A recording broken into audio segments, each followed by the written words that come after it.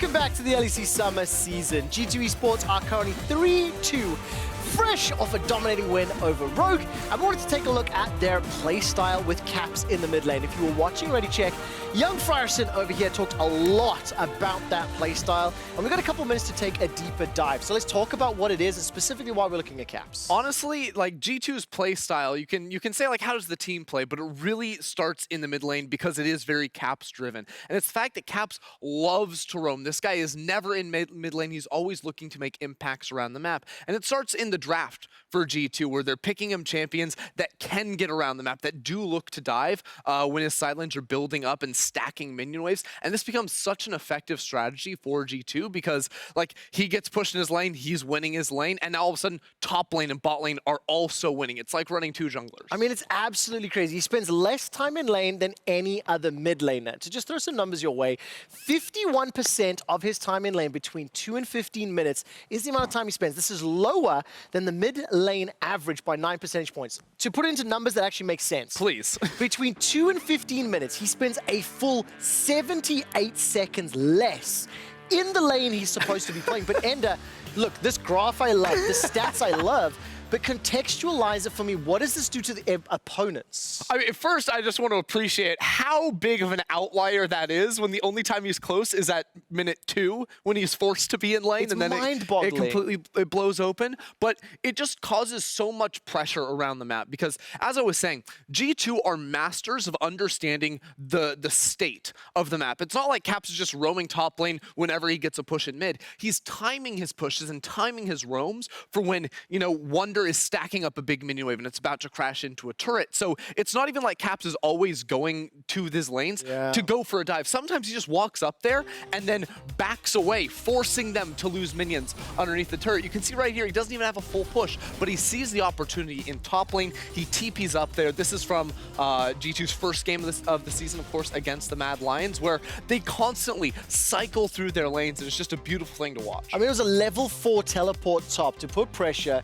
He then comes back to lane to manage to get the minion wave. And again, he's roaming. Like, Humanoid is shoving mid here. Exactly. He's playing PvE. Well, the brutal thing is, this is what I was talking about. Caps isn't diving bot lane, but Mad Lions bot lane just lost 3 minion waves to the tower. They called down Shadow to try and hold that, and they realized, wait a second, we can't, because, you know, Shadow can match Jankos, but he can't match Caps on top of that. That's just not possible. Okay, so obviously you need to have insane team coordination to pull this off, right? You mentioned it already this segment. You can't just leave lane and it's going to be okay. Your opponents will get more CS, etc. But like, how else can teams stop this? You know, G2 are pulling this off. Like, how do you defend against this strategy? Quite frankly, it's so hard to put a stop to. I think SK are in a tremendous challenge to do it today. I think Fnatic also going to be hard-pressed to figure out a way to manage that tomorrow. Because, again, it's not like you can say, oh, just beat Caps in mid lane, right? Good luck. People have tried. Because that's, first of all, that's really hard. And second, that's not the problem. Not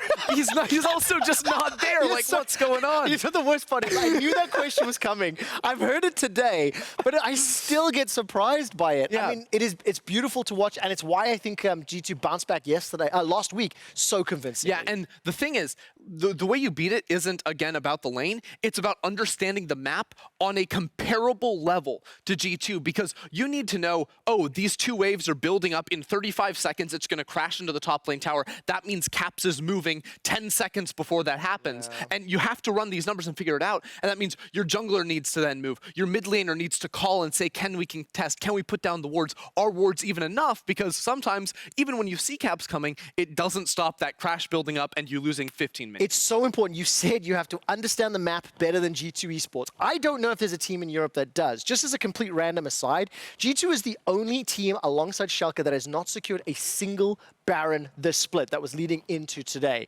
And they have won all of their games without Baron. Nobody else has done that. Mad Lions has won 3. You know, like it's really impressive to see their understanding of the map. They don't need Baron-powered minions to win the game out. Now, look, we've spoken extensively about G2. Let's talk about the matchup very quickly as we're about to head to picks and bans.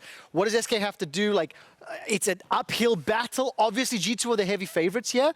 But, like, if you were to give them one piece of advice, what would it be? I mean, Oh, it's so hard. The easiest thing for them to do, control vision around mid lane, work jungle and support together to try and contain. All right, control vision, jungle support, see if we can. See if SK can derail the Caps roaming train as they look for a huge upset against the reigning champions. Thank you very much, Trevor. I'm Medic. I'm joined by Vedius, and we are here for G2 versus SK Gaming, a game that's going to be pretty exciting. We're kind of building up in the intensity through the final 3 games of the day. We have Mad Lions, Origin, Fnatic, Rogue all playing later today, and this game is the palate cleanser, the appetizer for everything else. And I think that for me, when I look at this matchup, I'm wondering how does SK currently fit into our league? Okay. Because, Medic, we've been talking a lot today about what we think of SK, and a lot of us like, well, they did beat Origin, right? And that's got to mean something because Origin also beat Fnatic G2, and G2, and, yeah. right? And I'm like, but then also they lost to XL, so you're kind of like, where do they fit? And when you look at how they play, they're quite standard. We see a lot of control mages in the mid lane. We've seen a couple of interesting picks coming out from Jenax in the top side of the map, and I think that Trick has found a lot of success when he plays set. His Lee Sin game left a little bit to be desired, right? And so we're still trying to figure out where exactly SK fit. Are they contenders for playoffs? Are they sitting towards the bottom end of our league? Can they potentially make a rise to challenge the top teams in our league? And I think that for me, I'm looking at how they compete against the likes of a G2, because we've clearly seen them surprise already this split. And while G2 is definitely looking more in form after their week 1 performance, after what we saw in week 2, the question is, how can SK stack up against that? So I'm quite excited to see what we get today. I think the draft is always super interesting when we look at it from G2's perspective, because as we heard at the beginning of the day, you and Endo were talking about it, they've got this very unique style where we're actually seeing split pushes come out from G2 as well. Yeah, I think the interesting thing with G2 is just about how much, as they said in the Analyst desk, Caps is not in his lane and how much he can influence the other parts of the map. But we'll see what he decides to draft and what G2 decides to draft today, because SK have a tall order on their hands here, Vedius. Going to be a difficult game for them to win, but if they can win it, as you say, it very much cements them as a middle to perhaps top 4 contender. And we're on into the draft. So, what have we seen traditionally? Well, Varus bans, Syndra bans, Yuumi bans. Sometimes we see an Aphelios get removed as well. Trundle, a very strong jungler right now, will be taken away by G2. We may see a set ban towards Trick. We did talk about how it is something that he is very comfortable on, and if G2 just want to take him off some of his comforts, that might be the direction that they go for it. In terms of SK Gaming, as you rightly said, Varus, Syndra is very much what I'm expecting.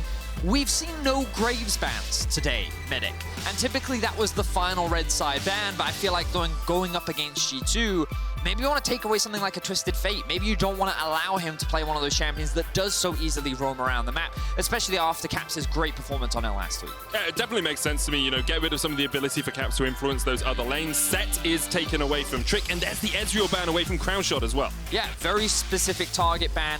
Crownshot had a great performance on the Ezreal last week against XL. He was kind of like the shining star that kept SK in that game, so G2 showcasing that respect.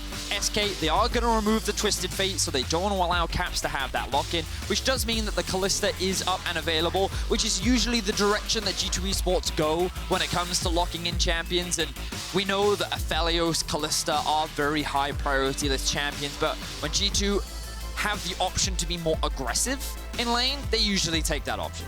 Yeah, when you can put someone who is as mechanically gifted as Perkz onto something like the Kalista, you can have such a devastating influence from that bottom side of the map. Now, expectation here is that SK get themselves a safe AD carry, perhaps a support to team up with it, and there it is, Aphelios Thresh locked in for SK. Yeah, so they're just going to take the Thresh away from G2's bot lane. I think that makes a lot of sense. I also think that the Thresh-Aphelios combo can also be very strong in its own right. I think that even though Aphelios can be considered quite weak during the early laning phase, depending on what gun setup you have, and depending on what jungler you're matched up with as well, you have a lot of room to make plays around the bot side of the map. So we'll see how much Trick looks to invest towards Crownshot and Limit. Moving back over to G2 Esports, they're going to lock in their early Rek'Sai. Only, well, I say only. We have seen the Trundle being removed. We've also seen the set being removed. excuse me, but things like Lee Sin are still up and available. Rek'Sai considered quite good into that matchup, so that's probably why they're quite comfortable with it.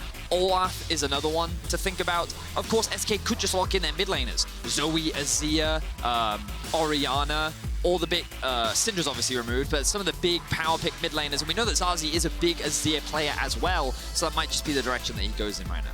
I think Azir would be a very good pick for him. He had a pretty good performance on it last week, and it will be locked in. So good prediction there, Vedius. The Azir is the lock, and there's the Zoe getting taken away from Caps, removing one of those picks where he's had so much impact across the map. So we're seeing SK showcase a lot of respect toward Caps in the mid lane. He's lost quite a few mid lane champions so far during this draft phase, and I think it just goes to show how talented he still is in that role, even after a split on AD carry. We're now looking at the remaining bans. G2 actually putting a bit of focus up towards, well, technically jungle and top with the flexibility that we've already seen from Volibear today. And I'm curious as to what direction they now go in, because there's a lot left to be desired. They could take away more junglers. Oh no, they're saying, okay, whatever jungler is left, we're actually quite happy to play into it. We're actually just going to remove Ornn because we think it's something that Jenax is quite comfortable on, and it pretty much fits into the Azir, Aphelios team fighting meta.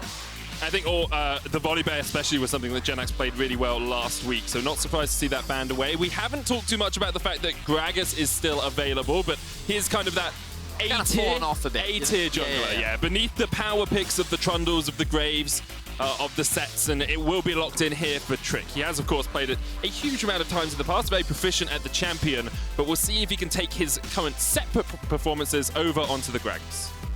I think right now, the bot lane combo of Kalista, Nautilus plus Rek'Sai specifically being on blue side gives G2 a lot of options, which is why they're very comfortable playing into whatever jungler SK decide to go for. As you rightly said, did he just blind pick Kassadin? Well, no, because Azir's locked. Oh, yeah. So sorry, he's picking Kassadin into Azir, but still, that's not a matchup I'd love. And also, doesn't roam too well, which is kind of the story we've set up. Well, at 6 he does. Yes, but before 6. Yeah, he's forced to stay in his lane. Yeah. You're right. Let's see what else they lock in before we make our speculations, because one of the scary things about G2 is that they do love to flex, and as we say that, Akali gets locked in. There is the ability for G2 to move the Kassadin to the top lane if they wanted to. Yeah. We've seen Akali be used as an answer to Azir. I think it was Misfits that also brought it. Febiven played it mid as well. So let's have a look at what SK finally lock in for their last pick. See what direction both these compositions go. Renekton it will be for the final pick here for Jenax, trying to find things perhaps that work well into the Akali and into the Kassadin in the lane. Of course, Kassadin, a lot of magic resist in his kit passively, so he'll want to lane into someone who does magic damage. And Akali, well, she has an okay laning phase versus the Renekton, can struggle early doors. And we'll see if that Kassadin is flexed around. For now, it looks like Caps is going to be taking it. I will tell you, I'm fervently trying to find out from our stats when the last time Kassadin was played by G2 was. Yeah, and I'm excited. I think both these drafts are pretty interesting. When we get into the game, we'll talk a little bit more about them, but we're going to get to see Caps on a strong side lane powerhouse. We're going to get to see ZaZee playing a comfort pick in the form of Azir. I think the SK have taken a sensible approach in that they're playing what they know. This is comfort for them. Let's see how they stack up against the likes of a G2 Esports that in their wheelhouse is also playing comfort.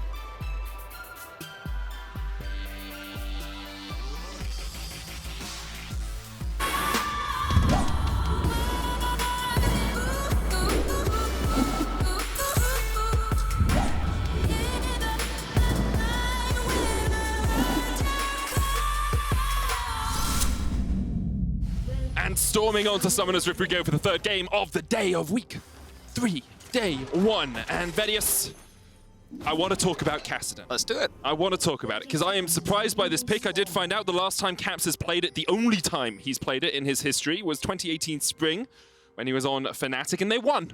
So he does have a 100% win rate on the champ. Back when he was a baby faker all those years ago. Yeah, let's talk about Kassadin. So what's interesting about the champion is he's one of the best scaling champions in the game. He is famous for his level 16 because his ultimate gets a 2-second cooldown base. Yep. And when you add more CDR on top of that, you know, it's like, it's really short.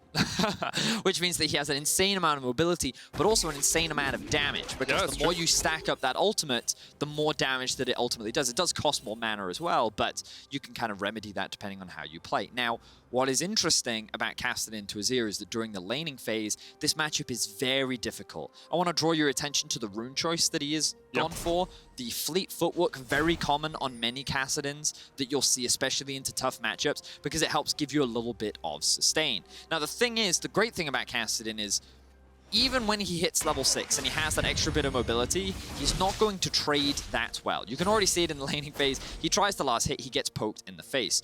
The scary thing for champions like Azir, though, is it's very difficult for him to keep Azir at, or Kassadin at arm's length. One of the greatest strengths of control mages is that normally they want to play at a mid to long range distance. They do not want to be in front of your face, right? Okay. So what Kassadin is great at, especially against mages in general, is number one, he does have that magic damage shield that he gets from his Q, but also he's very good at getting on top of your face, and he's good at getting, closing the gap, making sure that he can dish out a huge amount of burst damage, and that damage comes very quickly, and there's very little that many mages can do about it. And even with Azir's disengage tool in the form of his ultimate, it's not going to be enough to stop you once Kassadin gets those items and also gets a couple of levels under his belt. This is why it's usually very important that when playing against a Kassadin, you want to try and bully him as much as possible during the early laning phase. You want to take advantage of the fact that you typically can't get priority in that lane. You can already see a bit of vision coming out from the side of SK because they can move into the enemy side of the jungle and gain river control much easier in the early game because of how little wave clear he does have. Betty, you talked about blue side Rek'Sai and how easy it is to gank bot lane. Trick is here in time, but Jankos could try and get across that wall. Mikyx engaging in the bottom lane. His limit has to flash away. The hook's going to go wide there, and Mikyx is able to walk away from this fight. Jankos wasn't able to join in the Barney in the bottom lane because Trick kept him at bay. Yeah, really good pathing there from Trick, recognizing that blue side Rek'Sai can be very oppressive. Your ability to, and I'm going to show you guys on the minimap here, what you can do on a blue side Rek'Sai is come in over the wall. So from Dragon Pit, I can see you drawing, Betty, but we can't see it on the thing at the moment. My drawing isn't working. Damn technology. So in any case, you can come in from over the Dragon Pit wall, or you can come in through the river, and you can sneak in behind where the Tribush is behind the tower, and you can then come in through that very long wall and set up a gank. It was something that Mickey actually came onto the Analyst desk and talked to us about last split, where it's basically like, it's something you always have to be afraid of when playing against a blue side Rek'Sai and how difficult it can be for many bot laners. So that's what we saw Mickey and Perkz allow the push to happen instead of that play. But as you mentioned, Trick there for the counter gank stops that play. Only a flash is lost for them. It is mirrored if you play red side Rek'Sai. You look for the top lane ganks because you can get in behind that lane pretty easily. Jankos going to come in here and sneak away the Scuttle Crab with a smite of his own. And Trick will be a little dismayed that he lost out on that early on. So let's have a look in terms of where we are for the laning phase. Pretty even down towards the bottom side. You can see Perkz has actually already got to back off. He's reset. Crownshot still collecting the wave at the tower, so he'll be going back relatively soon. Mid lane is more even than I thought it would be, Vedius. There's only a 4 CS difference there. Caps has burnt his potions, and you know he's a little bit chunked out, but he's doing fine in terms of CS. Yeah.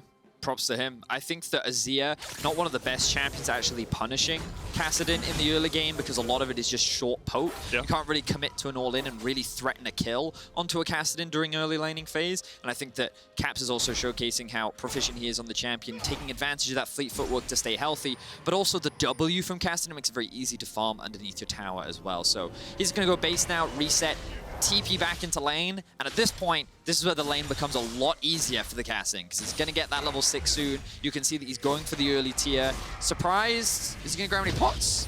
Okay. I am surprised he didn't grab any pots. Don't need potions where we're going, Vedius. All right, well, we will be keeping track of whether or not Caps does look to roam medic. We've been talking a lot about Caps' tendency to roam throughout the day. He usually spends very little time in lane, and let's see where he makes, where he looks for any opportunities. I mean, we've built it up as the way that G2 drafts overall. This was pretty bad from Limit, stayed around a little bit too long. The Sentinel caught him out, but they can't quite get the kill as he just about survives. I believe The shield from the Lantern came down after he was hit by the final bit of damage. So that was luck. I mean, he may have also had a health pot, which I wasn't entirely sure of, but he survived with a slither of health medic, so he just barely gets away with his life there. G2 consistently looking to try and punish the flashless limit. Again, G2 trying to get this bot lane ahead, very common for a Kalista and a Nautilus. It's such a strong lane that you want to play around. And I think SK is doing a good job of surviving that lane for the time being. You can see Crownshot even in CS. And so far, neither of them have died. This is even going to give SK the opportunity to get themselves an early Drake.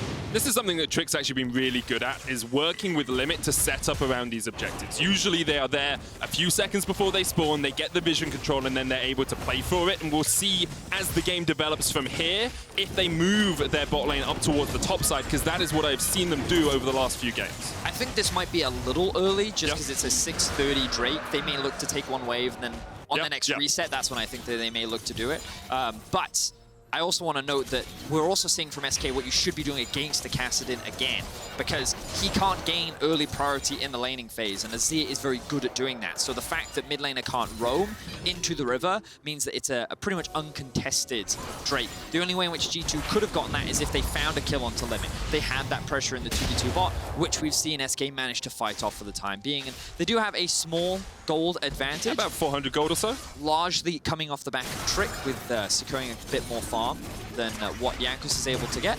A slight CS in the bottom lane is giving Crowny a slight advantage as well, about 200 gold ahead. And as you say, this is kind of the point where I'd expect to see SK looking for that recall and going for the swap. It looks to me like they've decided they want to at least get another wave pushed in the bottom lane. Jankos trying to invade here onto Trick, gets in, the smite goes down, but I think Trick secured that, hits level 6, has the cask if he wants to knock Jankos away, and Jankos will just make him pay for the red buff with a little bit more HP than he would have liked. Impressive stuff there from Trick to be able to secure that smite when I don't think he was expecting Jankos to show up as well. Can we talk about that CS difference in the jungle, though? Because that's quite large for this portion in the game. And Rek'Sai is a relatively good jungle farmer as well. Like, is this just developed from Jankos trying to get these invades off more, trying to get more ganks So off? I wasn't able to watch exactly Jankos' pathing in the early game, but I would imagine a lot of it came from the fact that he had repeated ganks in the bot side of the map. And I'm curious as to what the scuttle control also looked like, because again, you come back to this Kassadin thing, contesting for scuttles in the river naturally becomes harder because you don't have a mid lane. The Kassadin really can't contribute much, so that may be another reason, and Trick just may have secured himself a lot of scuttles. But again, I wasn't quite able to track it in the early game. I realized I asked you to have a look at it, and then I hadn't seen it either. We're looking at the same screen. So it's slightly unfair of me there, Vedius. I apologize, but we'll see if that continues to develop as the game goes on. The SK bottom lane is staying down there for the moment. They have that BF sword complete now, so this Aphelios is getting towards, that first item power. Maybe even looking for this plate, because it's actually G2 who have decided they want to take their bot lane out of here and get them up towards that Rift Herald. I think it's important to remember that G2's late game is Kassadin and Akali on a side lane. Okay. No one in SK can match those two champions. Even a Renekton, you will be able to itemize some magic resistance and you will be able to probably hold one of the two. Yeah. But the fact that there are two split pushes that can split up the map, SK won't be able to deal with both of them. However, at around 2 items, I think that there is room for SK to actually force a lot of fights in their favor. Aphelios with the Infinity Edge plus the Runans, I think at that point in the game, things like Drakes, things like teamfights, maybe even a Baron, if you force this Kassadin to group, force the Akali to group, I think the SK then have options because of their strong scaling, into their strong team fighting, because you have Azir plus Aphelios, you have a pretty solid front line, you have pretty decent disengage. Like, there are a lot of tools that SK can actually use to 5v5. Which means that if they can keep things going with the current way that the laning phase is, they're actually feeling pretty happy because this Kalista isn't snowballing out of control. Kassadin doesn't have a bunch of kills and he's not propelling his itemization. Akali hasn't quite hit the gunblade yet, so we're seeing G2 kind of forced to swap and be more proactive because they want to try and get these item spikes a little bit sooner so that they're not sitting at an even point with SK once you hit those mid-game points. I think that's a really interesting dynamic to see, because whenever you think of Kassadin, like, traditionally, as you say, and Twitch chat always says, it's like, how many levels till he's level 16, right? And it's like, oh, it's 7 levels, okay? We just have to wait for the 7 levels to pass, and that's when G2 really come online. But they still have to be in the position to actually utilize the power of a level 16 Kassadin, and that's what Mikyx's trying to get for them now as he looks for the gank on ZaZee, but ZaZee just shuffles away. One of the common pitfalls that teams fall into with Kassadin is that because you have no control over mid, you can actually lose a lot of control in the early game. Yeah. The way in which you counter this is by having strong side laners, which by going for the Akali, it gave them a bit more flexibility where they could actually put that Akali. And I think they got a pretty solid matchup going into the Renekton, and you can see that Wunder's done very well in that lane. And they also had Kalista and Nautilus, so kind of the G2 power lanes came from their sides. And they tried very hard to play through these sides, and now they're trying to get a little bit more gold into their back pocket. I do debate if this Rift Tower would have had more value being used in the mid lane, trying to break that tower against Azir. Out of there. Yeah, exactly. Moving the Kassadin out, putting the Rift Tower onto a tower that Azir is defending, who's typically a champion that is difficult to break. And we look at the siege from G2, it's pretty weak. Oh, Mikyx flashes forward. Trick just about able to flash away there. That was a split-second decision from Trick. But you can see that G2's trying to be proactive. They're looking for these picks. They want to try and get this Kalista ahead if they see an opportunity. And I don't think it's that there's like on a timer, but I do think that there are things that could make this game very difficult for them. And the fact that short-range composition, they're kind of reliant on Baron to win. They need their side laners to be strong to actually threaten the side lanes. So I think there are a couple of conditions that make this game pretty interesting. I was really interested about that Rift Tower play, because as you say, you can use it mid, but my expectation was G2 were using it bot to get bot prio so they could then come for this dragon. But as soon as they took the tower, they just back away. And the good thing for SK here is getting this dragon keeps that soul ticking over, right? You're getting closer and closer to that soul. You can force G2 out of the 1-3-1 they're expected to go into the team fights, which is where SK's composition is the best. And I think we actually got to see a bit of this when Mad played against Fnatic, and Fnatic had a composition that they could use on a side lane, but then the Dragon Soul came around, they were like, we have to fight all these times. And in a situation where they probably wanted to actually play on the side lanes, they couldn't. So we'll see if SK actually make that happen. G2 a little paranoid about what SK is setting up here. Yeah, I mean, good respect. And again, I want to give praise to SK. They haven't lost any members within the first 30 minutes of the game. G2 has been very proactive on the bot side of the map, and this is a good trade for Crownshot. Moonlight Vigil's going to come out. I don't think it's going to be enough damage. Crownshot unable to kill off Perkz, but Crownshot showing why he has been feared across the course of this tournament. Mikyx's going to go in, lands the depth charge as well, but the turnaround is there. Fate's Call will pull Mikyx out. Trick was coming in from the side, and SK are still looking for their first tower of the game. Here. Jenax could die, has the slice and dice, flashes away from the knock. Wunder was going in the opposite direction there, but he can still go in with a perfect execution. Jenax surviving for a long time. Wunder almost goes down to the turret. Jankos, one more shot would be enough, but he can't quite take it, and that is a good dive in the top lane. But meanwhile, SK continue to force in bot. So props to Crownshot by chunking out Perkz. It made it much easier for SK to play towards that bot tower. Mikyx nearly 2v1s limiting Crownshot. And he came very close to securing that kill. I think if he'd executed it slightly differently, turned his attention more onto Limit rather than Crownshot, he actually would have at least gotten one kill. But in any case, the problem was his jungler is topside, so Mikyx and Perkz can't hold that. Crownshot and Limit help secure themselves a tower in the bot side of the map, and then conversely, on the other side, Jankos and Wunder secure a kill onto Jenax, which in the grand scheme of things doesn't mean a huge amount. SK aren't massively behind. The big thing is that Wunder, now with his Gunblade completed, is working towards those next core itemizations. And you want that Akali to be as strong as possible, but I have noticed a trend from SK across the last few weeks and across the course of this game. Observers, if you can switch over to the gold, have a look at how much gold has been invested into this Aphelios. He is at 6,300 gold right now, 1,200 gold ahead, and SK know that Crownshot is playing the best out of all of them right now. They continue to invest resources in him, and I'm actually really excited to see how Crownshot can utilize this advantage he has in later game team fights. Yeah, I'm really excited because I think this game could go in a number of different directions. Yeah, and imagine saying that about a G2 SK game before the start of this split, right? Sure. This would be expected G2 20 minutes, let's go, but SK have really risen to the challenge. And we talked a lot about Crownshot last week. Quickshot and I, when we cast that game against XL, it was Crownshot that was holding the line and almost kept the game alive and almost made the game turn around. And he really has been a standout performer for this SK squad. And as you highlighted, Menik, by investing more resources into him, by leveling up, by putting him on a pedestal, we're getting to see what he can do. There's still the rest of this game to go. Oh, 100%. We'll see what he can do. There's a lot of dive threats on G2 that kind of want to get in his face and close that gap. And it's going to be interesting to see how SK use their disengage to keep Crownshot alive. Can they keep him alive when there is so much threat? G2 are looking for an engage in the mid lane as Wunder steps forward onto Limit. Caps had a flank position, but a great hook from Limit is going to pull him back into the box, and now Wunder, he just gets shuffled on. Crownshot gets his first kill of the game, SK get theirs, and they're looking for this mid lane tower. Beautiful hook from Limit sets up the play for SK, and Crownshot gets his first kill of the game. They're going to secure that mid-tier 1 as well. SK suddenly swinging the gold in their favor. 1,200 gold advantage for them. They put down the Sun Disc in the mid lane. There is a Rift Herald for them if they want it, but instead they decide to reset, recall, and recuperate some of this gold lead that they have. Wow, SK. I love how they're playing the map right now. I think that the fact that they've been able to mitigate all of the early attacks that G2 is throwing towards the bot side of the map, the fact that they've been able to find a pick and punish G2 for these very small mistakes. I feel like the way in which they played around the Kassadin in the earlier game was good.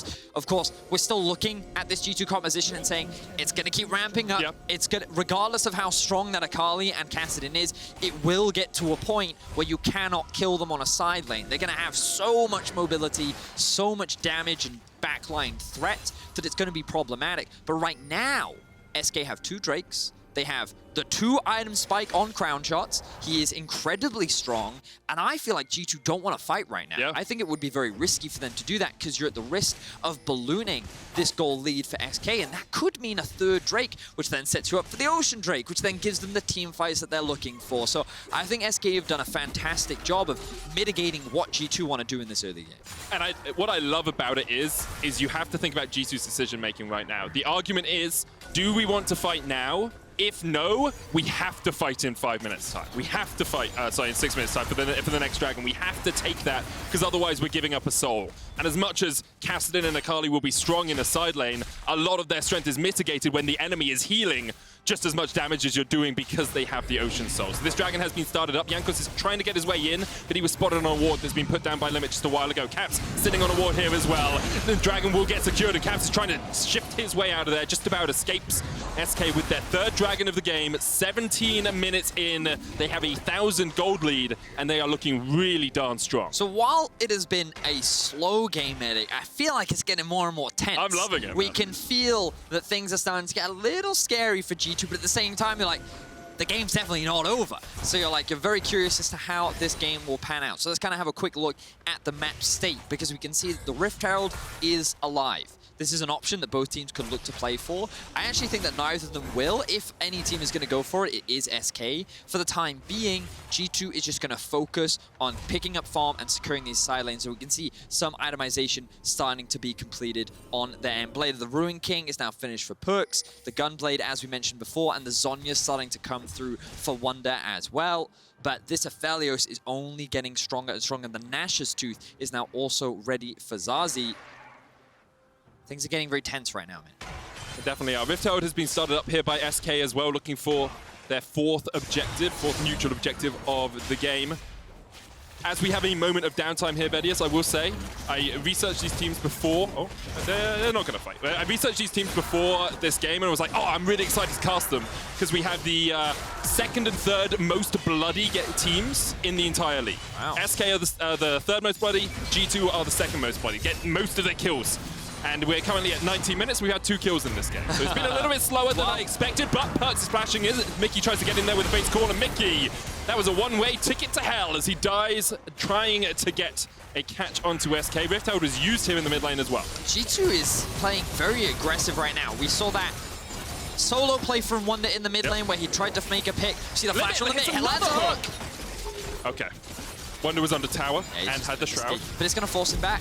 G2, they're being pushed back by SK right now. The way in which SK are punishing these small mistakes is just netting them further and further advantages. 1.5k gold lead. It is very small, but SK don't really need to do a lot. They're just waiting for that next dragon to spawn. They're making sure that their itemization is coming in on point, and that's when I think we'll start to see the blood be shed as we have a bit of a one-on-one in the bot lane. Perfect execution coming in. It's not going to be a one-on-one for long, because here comes Jankos, and there goes Jenax. The butt of the kills for SK. He's died twice. Both those kills have gone over to the Rek'Sai. Perhaps not the key target, but I will note Jankos has said, screw building a Black Cleaver, I'm going lethality this game. Looks like, yeah, I think he's going to grab himself the Edge of Night is the direction I think he's heading right now. Anyway, flash hook from Mikyx. This man has been super aggressive this game, and he has constantly been looking for plays. Trading flash from ZaZee is definitely worth it for Mikyx, but then this is the play where I bring into question. You can see that SK is a little split up here, and I think that the goal is to try and go for the direction that Trick is actually hovering in on the top side, but then they pivot. Mikyx gets thrown underneath the tower. Whether that's his choice or Perkz' choice, we still don't know right now. But either way, it does not go in their favor, and SK find themselves a kill and another tower. And it highlights why Thresh is such a power pick in the current meta, because the safety he gives to Crownshot there when Crownshot was on the wrong side of that fight, right? Like he was trying to back off towards the top side, didn't have to burn flash, didn't have to burn heal, limit was there, and is actually having a very strong performance so far this game, in my opinion. Very strong split all round. Of course, after this, we do have Mad Lions taking on Origin. A battle for redemption for Origin in some ways. It's going to be a really interesting game for sure. You guys are definitely going to want to stick around. But this game isn't over yet, and we're getting closer, Medic, to that 4th Ocean Drake. G2 have to fight it. They can't afford not to. So let's have a look at, again, some of these items. Sonya's now done for Akali. We can see that the limit he's looking for it. Mikyx, remember, he doesn't have flash, doesn't really have a way to get out of this, but instead he will just get himself back to safety. Jankos has a flank position here as well, but spotted on this control ward. They know. They know he's there. They know he's there. You might have Edge of Night, but they're not going to be able to find him. Cap's going to jump in now. Crownshot and Limit on the wrong side of this, but Crownshot still has the flash. Limit's going to get locked up, and he's already down. And now the fight really begins. Cap's able to get away, but the explosive cast will take down Perkz. And Wunder tried to get into the fight, but Crownshot is still alive, and Jenax now able to teleport in and get on the backline. It's a double for ZaZee. It's a kill for Jenax, and it is a team fight wipe for SK. And it's G2 that tried to force the team fight in the mid lane. They think that they've caught Crownshot out, but it is SK that turn it back around. They hold the line underneath their tower. They just barely keep Crownshot alive. And for now, they're saying, well, the Drake's not even alive yet. They're just going to grab themselves a 22-minute Baron against G2 Esports. And a 4,000 gold lead, Vedius. The Ocean Drake is very real possibility. Remember, Wunder doesn't have teleport. Caps has his. ZaZee's going to face check straight into Jankos here, who's trying to take him down, but he can just shuffle away. The Void Rush will come in, but that means Jankos is stuck underneath the tower. You could see Jenax trying to get the Edge of Night shield away before he could use the Ruthless Predator, but isn't able to stun Jankos underneath the tower. And now the rest of SK are on their way. They're looking to fight this. Perhaps a little greedy from them. They could just back away. It is a major damage dealer that is dead. ZaZee does have teleport. Crownshot, he did have an opportunity to reset, so he's pretty strong. But SK can also just take the fact that, you know what, we're still at 3 Drakes. We can wait for the next one. We've got ourselves a Baron. Let's not overcommit. Let's watch this play back. And again, I want to keep your eyes on Crownshot and Limit specifically and what he's doing. Because as Limit is trying to set up this engage, trying to punish the flash to this Mikyx, notice how he's always standing in front of Crownshot and acting as that peel. He's staying relatively close. They realize they're in a bad spot. Crownshot is forced to flash. And this is where Limit's like, I've got to body block all of this. Goes for the hook onto Nautilus to try and protect him. And this is where the wall comes out from ZaZee as Akali dives in. Crownshot just barely surviving. So close. With so little HP, the protection was just so good from SK that G2, even with all their mobility, even with all their dive, they couldn't compete against the tower. They could not get that kill, and they end up losing a Baron. And it's going to become even harder to assassinate Crownshot because he's now got Death's Dance, and he's going to have that extra lifesteal, have that extra damage reduction. ZaZee's going to shuffle away here in the mid lane, but perhaps he's gone a little bit too far, puts up the Emperor's Divide, tries to take down Wunder, but can't get the damage down. Trick coming in from the side as well. He's on the chase with the Predator, but I don't think the rest of SK are here to do too much about this. Wave was caught in the mid lane to stop that from advancing, but Crownshot and Limit are by themselves in the top. Caps thought that hook might connect. Limit instead will just take the minion train to Towersville. And this will be the 5th turret of the game for SK. Ooh. Well, I've been nothing but impressed with SK. And, you know, one of our questions that we had at the beginning of this game, Medic, was where does SK fall in the league? This was their defining game, right? If they challenged G2, we thought, well, perhaps they're a playoffs contender. I mean, because think about it. They've taken down OG already. And if they now take down G2, we have to ask the question, maybe G2 is just easy to beat. Or maybe SK is really up there and they're competing with the rest of them. Maybe they are a playoffs contender. And yes, this team still is difficult to measure because they did just last week lose to XL. And it's just adding a lot more questions to our league. What does G2 look like? You know, they weren't able to make a lot of these ganks happen, but how much credit do you give to SK? I feel like they mitigated a lot of that. I think Trick's early pathing was good. He read what the play was, and he stopped them. We've seen a lot of greedy plays from G2, where Wunder tried to force that pick in the mid lane, did not pay off.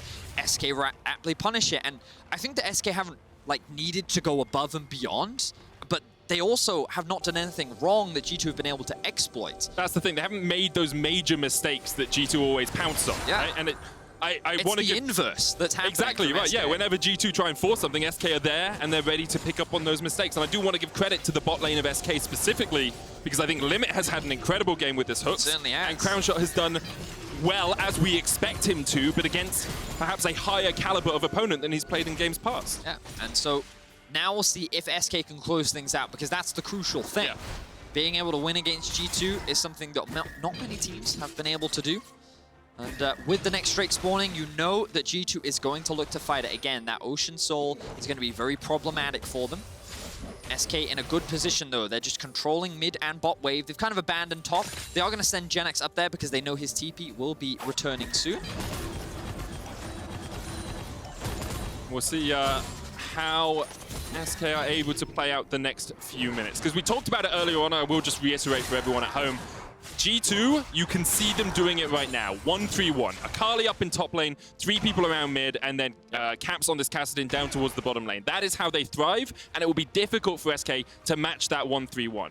However, SK have a very strong team fighting composition, and with a Dragon being up in a minute's time, with a Baron being up in a minute 30, we expect SK to try and set up their vision around it and then pull G2 into these full 5-on-5 team fights. Precisely, Medic. And I feel like this next fight that's bound to happen is going to decide a lot. Can G2 find a pick before the fight happens? Can SK properly set up the river? Because right now they have good vision around mid. They need to extend that through the bot. You can see, as our observers highlighted, the G2 have very little vision of the river right now, but they're not too afraid. Dragon is not spawning for another 45 seconds. Limit looking for those hooks, see if he can find a pick for the team. Trick now pathing towards bot side of the map. I like that we're seeing Caps try and push out that wave bot. This gives G2 an opportunity to make their way in through the bot side of the river. SK now looking to answer.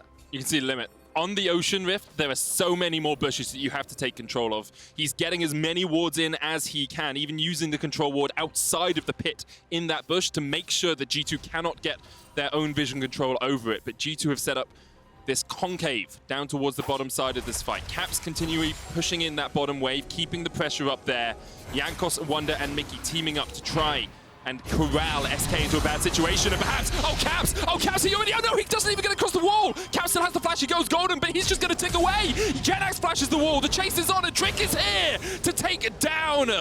Caps, and that could be the biggest misplay of them all. Vedius, G2 have made mistakes this game, but SK once again pounce, they strike, and they're looking for the Ocean Dragon. Jankos does have a tunnel network to try and get in, but that's already been taken away, and now the Dragon's gonna get pulled out of the pit, pulled away from Jankos. He has flash, he has smite. Is he gonna go for it? He's looking, but he can't get in. Wunder jumps in, but the smite is secured by SK. And now, 28 minutes in, they have a 3,000 gold lead, they have an Ocean Soul, and they have a direct path to the Baron while Caps is still dead. And it's Jenax that finds that pick, crucially catching Caps out as he tries to threaten a side lane. And very rarely do we ever see Caps get caught out in a side, but SK do it beautifully. Off the back of that pick, they secure themselves the Ocean Soul. They're gonna get themselves the Baron buff as well. SK in a prime position to take down G2. What a performance has been by them. As you say, they haven't done anything spectacular, but everything they have done has made perfect sense. And they've made the right calls at the right times. Jenax just utilizing Fog of War. He's expecting Caps to come in here and just keep clearing that wave with his ultimate. And this is the perfect time to strike. Jenax's burst was just so much with the Blade of the Ruin King as well. Trick was needed to clean up that kill, but with Caps gone and with the remainder of SK holding the line around Dragon, there was no way for G2 to sneak it away, and SK walk away the victors. We are coming up to the 30% mark of the split, playing 6 games. And to get into that point at 4-2 would be a mighty achievement for SK. I'm trying to think if, I mean, this version of G2, I don't think it's ever been 3-3. No, I don't think so. But like, also, Yeah, this is very surprising. You know, a lot of questions have to be brought up around G2's performance. I think they have been over-aggressive, but props to SK for the consistent punishments that we've seen. Everyone seems to be on the same page right now. They're looking to siege into the base, and G2, they don't have the wave clear tool, so they're going to force a fight. Flanking TP is coming in. Jenax is going to join up with his team, and it's Caps trying to get on towards the backside, trying to get on towards Crownshot if he can. The play comes out from Limit, but Jenax is just going to chase away Caps, and the TP was for naught. It did force SK back for a second, but Caps once again jumping in. The inhibitor tower has gone down. Caps is doing a lot of damage here. Jenax going to pop the Dominus, trying to survive, and here comes Jankos as well, but Caps is going to get forced away. The shuffle comes in from ZaZee as G2 are getting swept away in the top lane. Wunder low has to pop the stopwatch, but Perkz just can't get the damage in. He's putting spear after spear into Limit, but each spear does a minuscule amount of damage, and this is it. SK sweep G2 away. G2 could find no answer for SK's teamfight and could find no answer for SK's map play. And SK will take down the current reigning champions of Europe in an impeccable performance. You can see the happiness on SK's face. What a turnaround from last split. The role swaps that they made are definitely starting to pay off. I feel like this game clearly illustrates that you have to bring SK into the conversation of what does our league look like, because right now everyone seems to be beating everyone. And SK sitting at a 4-2 scoreline right now. And it makes me so excited for tomorrow as well, because I can imagine G2 tomorrow? We got still loads of games up today. I know, but none of these teams are playing again today, so I'm going to go with the tomorrow. We've got Fnatic later too. Oh, we do have Fnatic. I'm just saying, like, we're setting up. Like, we are, mate. Oh, yeah. So many good games. At least so it's super exciting right now, and I'm super happy as well, because I think that when we look at SK as a team, many people looked to Crownshot and they were like, oh, he's kind of like trapped on this team, he can't showcase, but now we're seeing so many other players step up too. Limit had such a fantastic game. I feel like that we're seeing the whole team kind of come together. Oh, yeah. And they played their style. They played what they were good at, and it worked. So we'll see how long they can keep this going for, but I'm excited to see this SK roster continue. So am I, and if you're excited by them, you can go for Key Player of the Game votes at LEC on Twitter. Jenax, ZaZee, Crownshot are your options. I did want to say as well, Jenax, that the entire game he played relatively well, but he didn't do anything stellar. That final play when he called out Caps, that was beautiful. Like, knowing his damage numbers, knowing that he could jump on him like that, it was really well played. For sure. I think they had a fantastic performance overall. Props to SK. That they did. When we return, Frost takes a look at the epic Upset versus Kazi matchup as Mad Lions and Origin hit the rift. Pressing any further forward.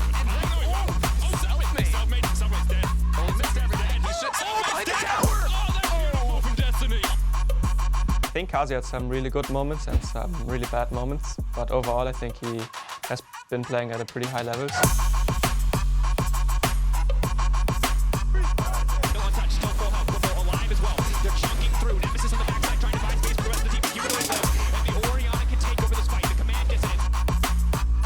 I think we are a better team than Origin because of our aggressive early game playstyle.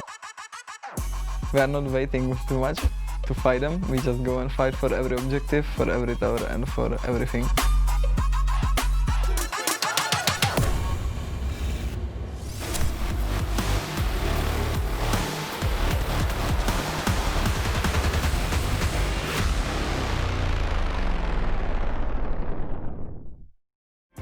And if we never get together, I can't be mad. You'll always be the best I never had. You could be the sweetest good night, I'll never. You could be the time of my life, I'll never. You could be the feeling inside, I wanted that. And what's the one thing that you always want so bad? The thing you never.